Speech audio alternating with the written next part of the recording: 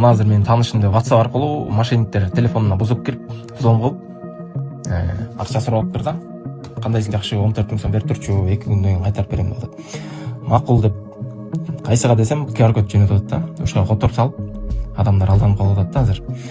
Азыр ушундай болбош үчүн WhatsApp настройкасына киребиз, аккаунтка киребиз, анан двухшаговая проверка деген бар. Бул жака включать этебиз дагы, 6 сан коебуз, 6 сандуу код коебуз. Код коюлду. Бул электрон адрес болот. Бул жакта электрон адреске байлап коесуздар, эгер бул кодду кийин унутуп калам десеңизчи. Унутпасаңыз пропустить деп басып койсоңуз болот. Пропустить кылдык. Бул жак азыр иштеди да. Бул двухшаговая проверка деген, бул телефонуңузду башка бирөө бузуп кире албайт жана бул телефонуңуз номер аркылуу башка бирөө башка телефонуна да байлай албайт да. Байласа дагы ушул кодду сурап туруп алат. Бул кодду сизден башка эч ким билбейт да. Ошон үчүн бул телефонду ушинтип заштагы коюш керек да.